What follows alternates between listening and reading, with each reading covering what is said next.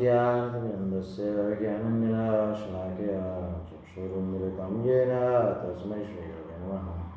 श्रीचैतन्यमनोभीष्टं स्थापितं येन भूतले स्वयं रूपा कदामयं ददाति स्वपदान्तिकं। वन्देऽहं श्रीगुरुं श्रीयुतपदकमलं श्रीगुरुं वैष्णवांश्च श्रीरूपं सागरजातं सकलरघुनाथान्वितं तं सजीवं साद्वैतं सावधूतं परिजनसहितं कृष्णचैतन्यदेवं श्रीराधाकृष्णपादान् सकलललिता श्रीविशाखान्वितांश्च। हे कृष्ण करुणा सिन्धु दीनबन्धु जगत्पते गोपेश गोपिकान्त राधाकान्त नमस्तुते। तप्तकाञ्चन गौराङ्गे राधे वृन्दावनेश्वरी ऋषभानुसुते देवी प्रणमामि हरिप्रिये। वाञ्छाकल्पतरुभ्यश्च कृपा सिन्धुभ्यैव च पतितनाम पावनेभ्यो वैष्णवेभ्यो नमो नमः। जय श्री कृष्ण चैतन्य प्रभु नित्यानंद श्री अद्वैत गदाधर शिवासादि गौरभक्तवृंद।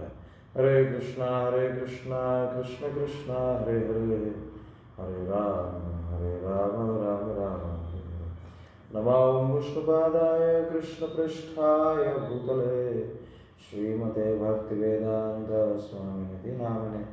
नमस्ते सरस्वती देवे गौरवाणी प्रचारणे निर्विशेषवादी भाषा।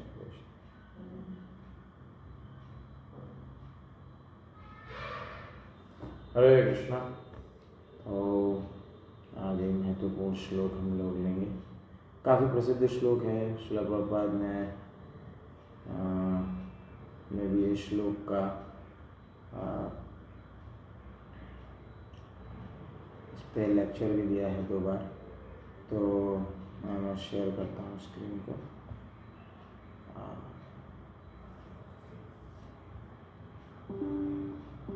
आपको स्क्रीन दिख पा रहा है?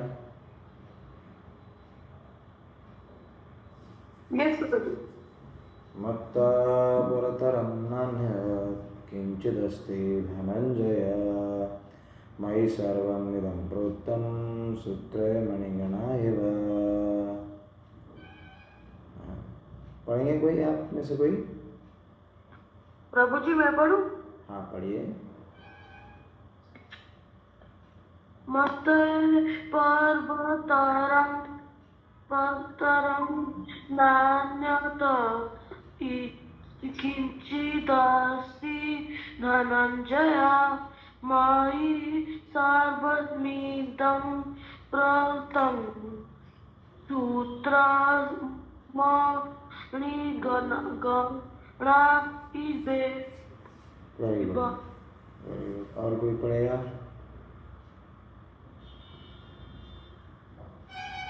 और कोई पढ़ेगा आप में से? जी पढ़िए।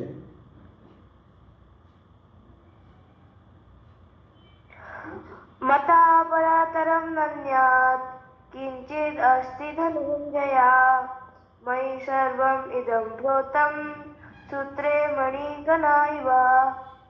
Very good. और कोई पढ़ेगा आप में से?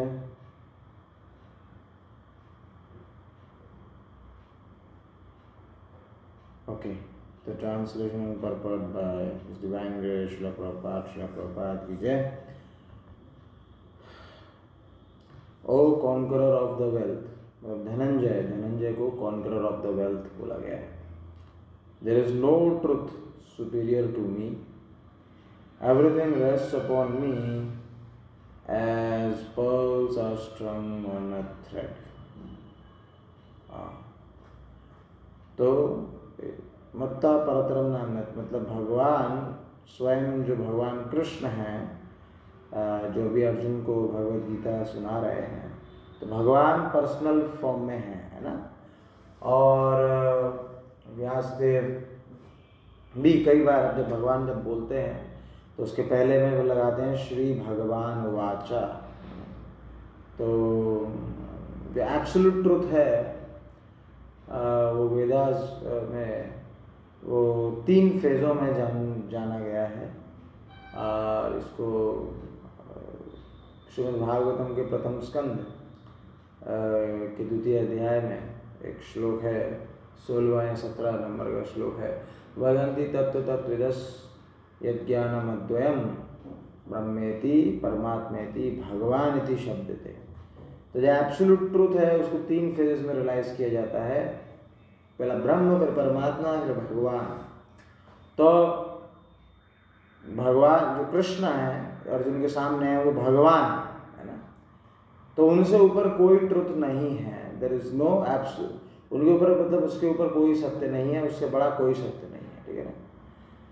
और तो फिर उसके बाद है भगवान, फिर ये हम श्लोक कई बार कोट करते हैं हमारे डिवाइस सेशन में भी कि भगवान के ऊपर सब कैसे स्थित है, जैसे मोतियां स्थित होते हैं एक धागे में, एक सूत्र में, है ना। लेकिन पर क्या होता है, मोती दिखता नहीं है आपको, लेकिन पर क्या है कि क्योंकि वो जो मोती की जो माला है बंधी हुई है वो माला रूप में है, तो उससे हम अंदाज़ा ये लगाते हैं कि नहीं भाई इसको जो बांधने वाला सूत्र है वो इसमें अंदर में है ना, भले ही हमको वो सूत्र दिखता नहीं है। उसी तरीके से क्या है, भगवान ये सारा ब्रह्मांड, ये सारा संसार चला रहे हैं, है ना, दिखते नहीं है, लेकिन क्योंकि ये संसार चल रहा है तो इसका मतलब इसके पीछे कोई एक सुपर इंटेलिजेंट बीइंग है।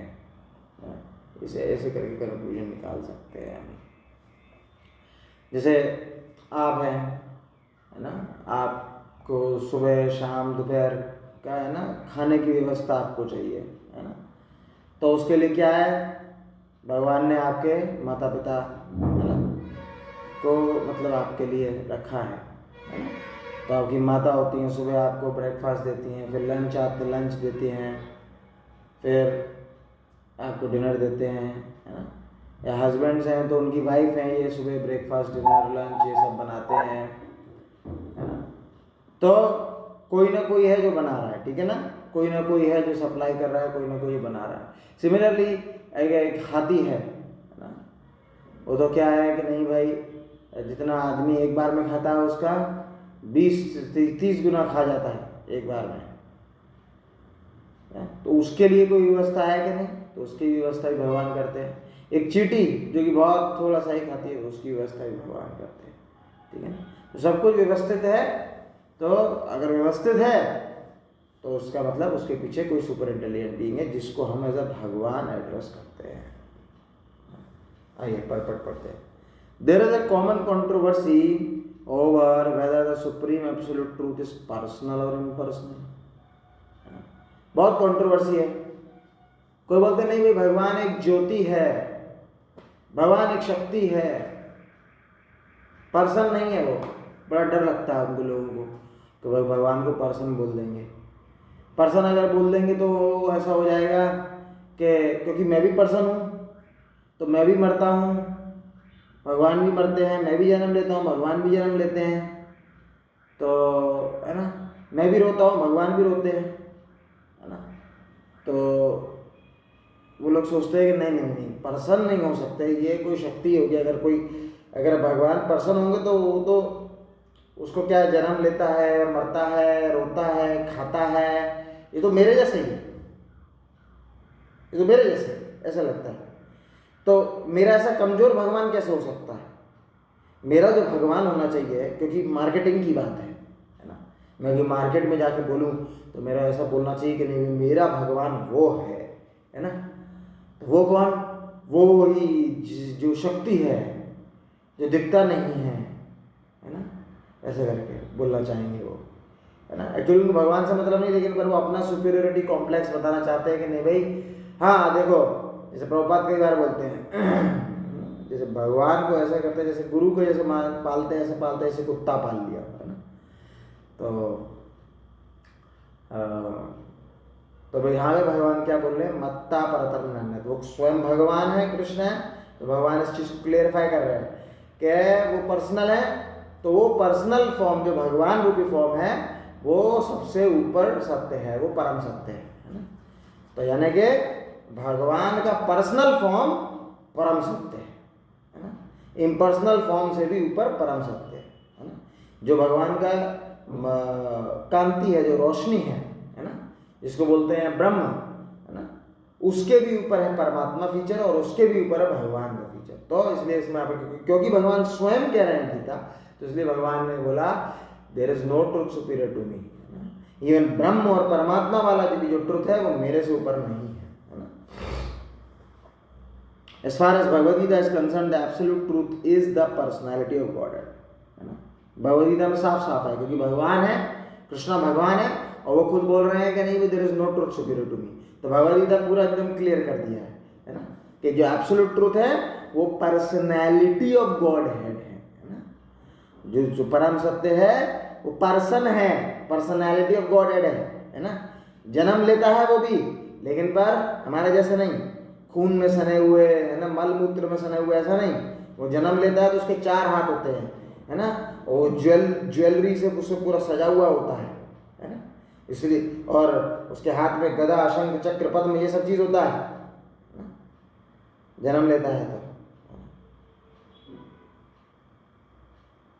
समझे। और वो हो सकता है ना, माँ के प्रेम की वजह से माँ जब छड़ी लेके दौड़ती है, यशोदा माँ तो रोता है, लेकिन पर वो बड़े बड़े राक्षसों का वध भी कर सकता है ना। 7 साल की उम्र में क्या गोवर्धन पर्वत उठा सकता है ना। तो यही चीज है ना। भगवान 4th चैप्टर के 9th वर्ष में यही बोले, जन्म कर्म चामे दिव्यम। जन्म है, उनका भी कर्म है, लेकिन पर वो दिव्य है, जो ये दिव्यता को समझता है ना। त्यक्त्वा देहं पुनर्जन्म नैति मामेति सर्वना, है ना। तो उसका फिर दोबारा जन्म नहीं होता।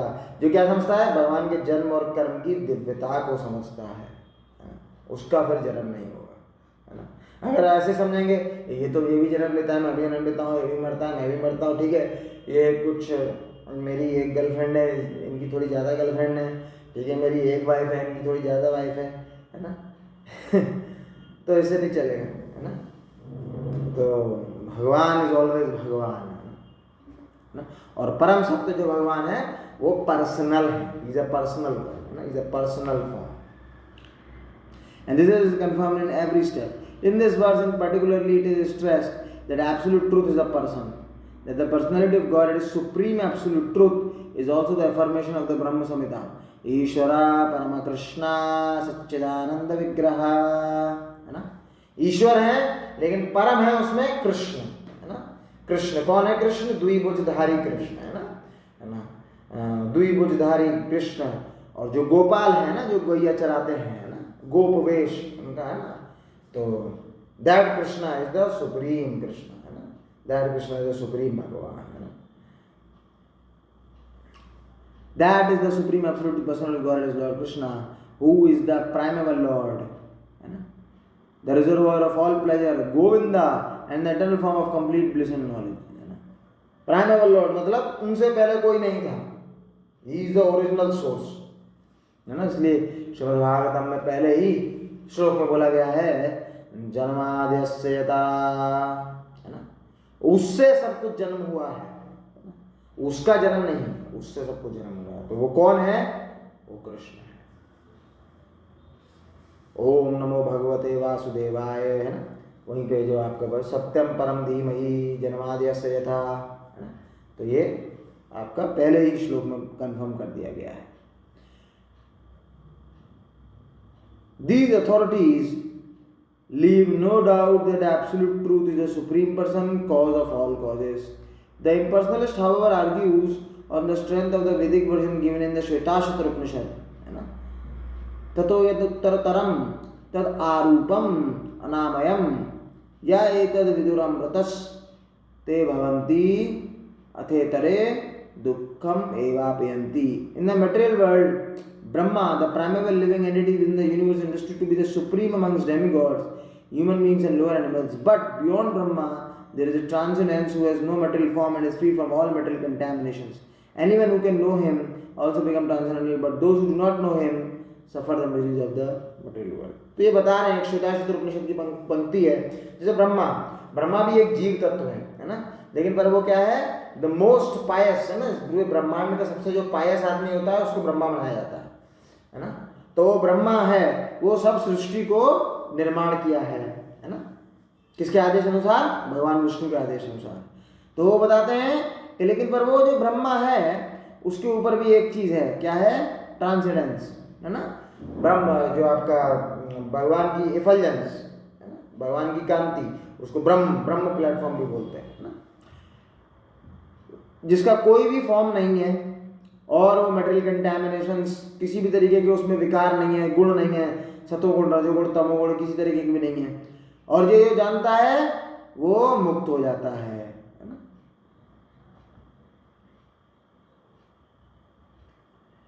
तो यहाँ पे एक और चीज बता रहे प्रभुपाद, इम्पर्सनलिस्ट इस पे ज्यादा स्ट्रेस देते हैं शब्द अरूपम पे, बट दिस अरूपम is not personal, it indicates the transcendent form of eternity bliss in knowledge described in Brahma Samhita quoted above, other words in the Svetasvatara Upanishad substantiate as follows. तो इस जो ऊपर में जो शब्द आया श्वेताश्वतर उपनिषद में, वो बोल रहे हैं जैसे यहाँ पे एक शब्द है, मैं हाईलाइट करता हूँ, अरूपम है ना। तो रूप है, तो लेकिन क्या बोलते हैं, रूप मतलब फॉर्म, अरूपम मतलब फॉर्म नहीं है ना। तो श्रील प्रभुपाद बता रहे हैं कि जो इम्पर्सनलिस्ट होते हैं वो इसको अरूपम शब्द पे ज़्यादा है ना कंसंट्रेशन करते हैं, लेकिन श्रील प्रभुपाद बोलते हैं वो अरूपम इम्पर्सनल नहीं है। अरूपम का मतलब ये नहीं है कि नहीं भाई उसका कोई फॉर्म नहीं है, उसका मटेरियल फॉर्म नहीं है ना, कहने का मतलब ये है।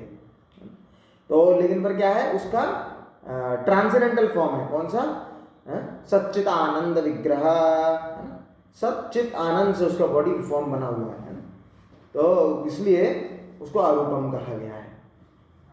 और श्वेताश्वतर उपनिषद में क्योंकि फिर एक श्वेताश्वतर उपनिषद में श्रील प्रभुपाद ने और कोटेशन किए है ना, तो कि वो सब्सटेंशिएट करते हैं कि नहीं भाई भगवान एक पर्सनल है ना, वेदाहम एतम पुरुषम है ना, यहाँ पे पुरुषम लिखा है, महांतम आदित्यवर्णम तमसा परस्तात् तमेव वेत्वाति मृतमेति नान्यपंथा विद्यते अन्यया यस्मात् परम न परम अस्ति किंचित यस्मान्नान्यो न ज्ञेयो अस्ति किंचित वृक्ष इव स्तब्धो तिष्ठति एकस्तेनेदं पूर्णम पुरुषेण सर्वम। देखिए दो बार पुरुष है ना, दो श्लोक हैं और दोनों में आपका पुरुष शब्द आया है ना। I know the supreme person of Godhead who is transcendental to all material conceptions of darkness. Only he who knows him can transcend the bonds of birth and death. है ना, तो पर्सनालिटी ऑफ गॉडेड है ना, पुरुषम यहाँ पे शब्द जो यूज हो रहा है, महानतम है ना, वो ग्रेट है ना, जो उसको जानता है वो जन्म मृत्यु के बंधन से मुक्त हो जाता है। There is no way for liberation other than the knowledge of this person है ना। भगवान भगवदगीता में बोलते हैं त्यक्त्वा देहं पुनर्जन्म नेति नामेति सोर्जुन है ना, ऐसे व्यक्ति का जो मेरी जन्म और कर्म की दिव्यता को समझता है उसका पुनर्जन्म नहीं होता है ना। फिर और there is no truth superior to that person because he is super most, he is smaller than the smallest and is greater than the greatest, he is situated as a silent tree and he illuminates the transcendent sky, and as the tree spreads his roots, he spreads in extensive energies. तो यहाँ पर भी बता रहे हैं कि नहीं भाई he is a person. From these verses we can conclude that supreme absolute truth is supreme person of Godhead who is all pervading by his multi energies both material and spiritual है ना। तो जैसे भगवान है तो भगवान क्या है, इज मत्ता परतरम नान्यत है ना, और सब कुछ उनके कंट्रोल में चल रहा है, तो सब कुछ है ना। ऐसा नहीं है कि आध्यात्मिक जगत ही भगवान के कंट्रोल में है ना, भगवान के कंट्रोल में सब कुछ है, आध्यात्मिक जगत और भौतिक जगत है ना। देवी यही ऐसे गुणमय मम माया दुरुत्तया है ना। तो जो ये जो आपका जो पृथ्वी पे है ना, जो मृत्यु लोक में है, तो इसको कौन है ना, माया, भगवान की माया शक्ति वो गवर्न कर रही है, तो उसको भी भगवान बोल रहे हैं मम माया, मतलब वो मेरी माया है ना, मम माया दुरुत्तया है ना, माँ में भी प्रपद्यन्ते माया में ताम तरन्ति थे है ना। तो जो मेरी शरण में आता है वो इस माया को पार कर लेता है। क्यों ऐसा बोलेंगे भगवान है ना, क्योंकि दोनों ही भगवान के कंट्रोल में है ना, आध्यात्मिक जगत भी भगवान के कंट्रोल में है, भौतिक जगत भी भगवान के कंट्रोल में है ना। इसलिए ये स्टेटमेंट भगवान ही दे सकते हैं और कोई दे नहीं सकता ये स्टेटमेंट है ना, क्योंकि वो डिजाइनर है उसका, वो is the original designer of that thing है ना। तो वही बता सकता है कि नहीं भाई अगर वहां पे जो सिटीजन है वो ये रूल्स एंड रेगुलेशन फॉलो करेगा तो वो उसको उस भौतिक जगत से निकाल के उसको आध्यात्मिक जगत में चल देगा है ना। ह्यूमन फॉर्म ऑफ जो लाइफ है ना, जैसे सनातन गोस्वामी ने श्री चैतन्य महाप्रभु से इंक्वायरी करी। ह्यूमन फॉर्म ऑफ लाइफ है, उसका मेन पर्पस है इंक्वायरी करना, है ना। तो इंक्वायरी क्या करी, है ना, तो मैं कौन हूं, है ना, क्यों मुझे 3 ताप सता रहे हैं, है ना, आदि भौतिक क्लेश, आध्यात्मिक क्लेश, आदि दैविक क्लेश क्यों सता रहे हैं, क्यों मेरा डेथ होता है, मैं तो नहीं चाहता डेथ होता है ना। भगवद गीता में बोला जाता है ना, आत्मा क्या है, नित्य है। अरे आत्मा नित्य है तो मुझे क्यों मरना है, मुझे क्यों मरना है, क्यों मेरे को वृद्धावस्था सताती है, ये इंटेलिजेंट क्वेश्चन है। और मृत्यु के बाद मैं कहाँ जाऊंगा, तो ये क्वेश्चन सनातन गोस्वामी ने श्री चैतन्य महाप्रभु से किया। तो ये जो इस तरीके की इंक्वायरी करता है ना, दैट इज कॉल्ड इंटेलिजेंट, उसको इंटेलिजेंट पर्सन कहा गया है। तो लेकिन पर ये इंक्वायरी किससे भी करनी चाहिए, है ना, गुरु से करनी चाहिए, आध्यात्मिक गुरु से अपने, है ना, आध्यात्मिक गुरु से इंक्वायरी करनी चाहिए। हालांकि भगवद गीता आप इतने समय से पढ़ रहे हैं तो आशा करता हूँ आप सब लोगों को ये सब जवाब जरूर पता होंगे, है ना। हम लोगों ने सेशंस वगैरह करें, लेकिन पर क्या है कि एक जो इंटेलिजेंट पर्सन होता है वो इंक्वायरी करता है ना। जो भी जीव है ना, उसको क्या है ना, जिज्ञासा, है ना, जिज्ञासा श्रेय उत्तमम, है ना, जो जिज्ञासा करता है ना, वो श्रेय उत्तमम, है ना।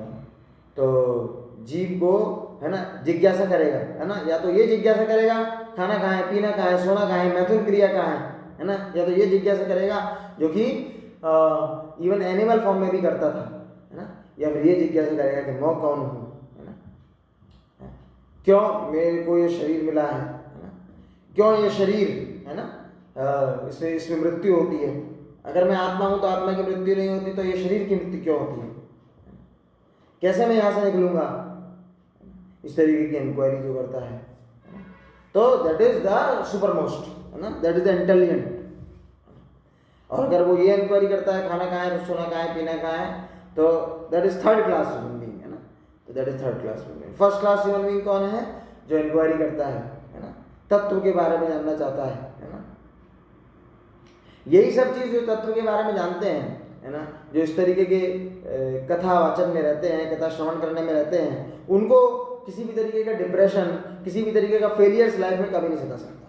ये एक सबसे बड़ा मोटिवेशन है अपने अंदर में, है ना।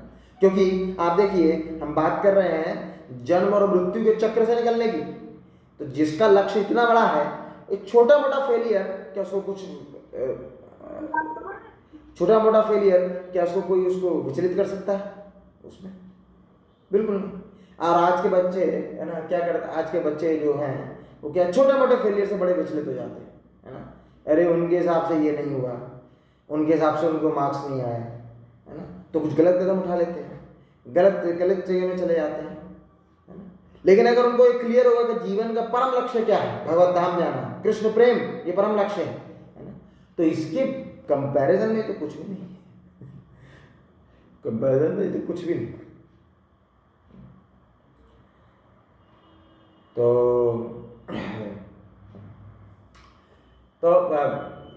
तो भगवान का जो जन्म है, कर्म है ना, इसकी दिव्यता को हमको समझना होगा, है ना। जन्म और कर्म भगवान की दिव्यता को समझना होगा, तो फिर हम लोग ये जो भौतिक जगत है ना, उसके जन्म मृत्यु जरा व्याधि, ये जो साइकिल से निकल सकते हैं, है ना, जो भगवान के जन्म और कर्म की दिव्यता को समझेगा। तो इसलिए जो एब्सोल्यूट ट्रुथ है ना, एब्सोल्यूट ट्रुथ है, इसलिए भगवान उसमें भगवद गीता के 7वें चैप्टर के 7वें अध्याय में बोल रहे हैं मत्ता परत्रम नान्यत्, है ना। तो ये द्विभुजधारी जो भगवान है, जो कृष्ण है, जो पर्सनल है ना, है ना, इनके ऊपर कोई भी सत्य नहीं है ना।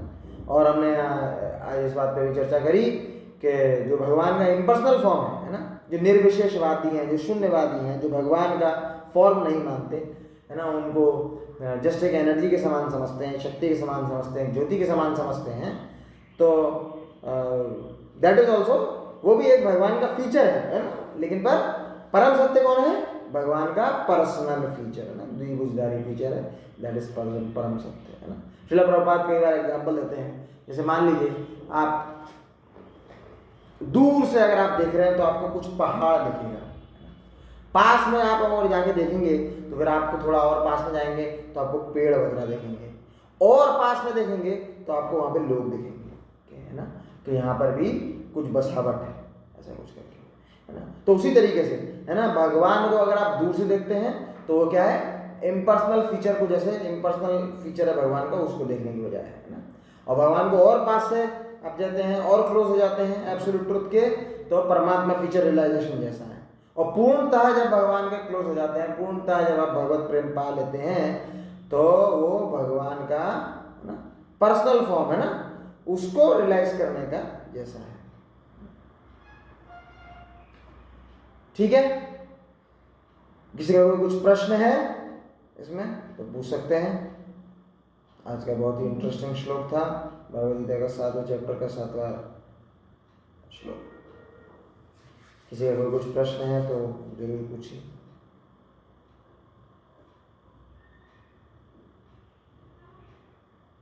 ग्रंथ श्रीमद् भगवद गीता की जय। जगत गुरु श्रील प्रभुपाद की जय। हरे